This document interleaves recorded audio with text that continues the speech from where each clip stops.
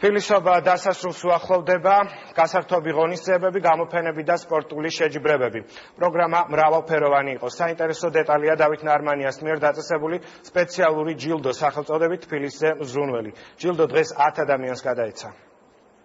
არის ძალიან მაგარი ღონისძიება და ყველას გილოცავთ თბილისობას. გასართობი ღონისძიებებით, გამოფენები და სპორტული შეჯიბრებებით. თბილისობის საიუბილეო 35 დღესასწაულის აღნიშვნა გრძელდება. რიყეზე და სიონის სკვერში ჩაისა და თაფლის ფესტივალი გაიმართა. ღონისძიებებს საქართველოს პრეზიდენტიც დაესწრო და მოქალაქეებს თბილისობის დღესასწაული მიულოცა. წელს ფესტივალში კავკასიის რეგიონის მწარმოებელი და იმპორტიორი კომპანიებიც მონაწილეობდნენ. ფესტივალზე სოფლის მეურნეობის მინისტრი და თბილისის მერი დავით ნარმანია ოჯახთან ერთად იმყოფებოდა. წარმოდგენილია მრავალი სახეობა.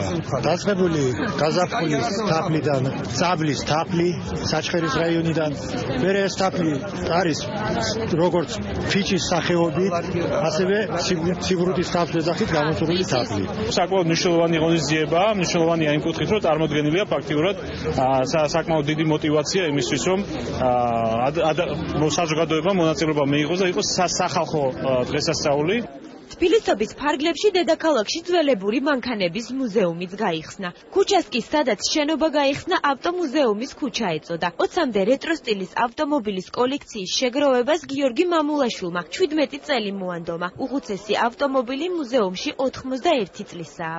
წარმოდგენილია ავტომობილები, ყველაზე უხუცესი გახლავთ 1933 წელს გამოშვებული ავტომობილი, ყველაზე ახალგაზრდა 1963 თეატრალურ სანახაობებს და კონცერტებს უმასპინძლა დღეს თბილისის სხვადასხვა უბანმა. გაიმართა ხელნაკეთი ნამუშევრების გამოფენები, ყვავილებისა და ხილის ფესტივალები. კონცერტს წყნეთის ხელოვნების მოსწავლეები და უკრაინული ანსამბლის წევრები უძღვებოდნენ. თითქმის ყველა უბანი შემოიარა და თბილისელებს დღესასწაული მიულოცა დედაქალაქის მერმა. მიუხედავად ცუდი ამინდისა, საზეიმო განწყობაა და ხალხი მრავლად არის, რაც კიდევ ერთხელ ხაზს უსვამს იმას, რომ თბილისობა არის ესეთი დღესასწაული, რომელსაც გადაშენება არასდროს უწერია და ყველა ერთობა და ყველა უნდა გაერთოს. ერთი შაბათ-კვირა აუცილებლად უნდა ვაჭროთ ჩვენ თანახალხელები.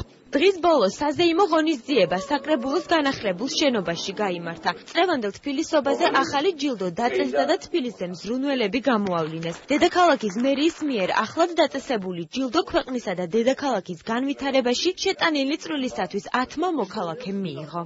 ძალიან დიდი პასუხისმგებლობა არის.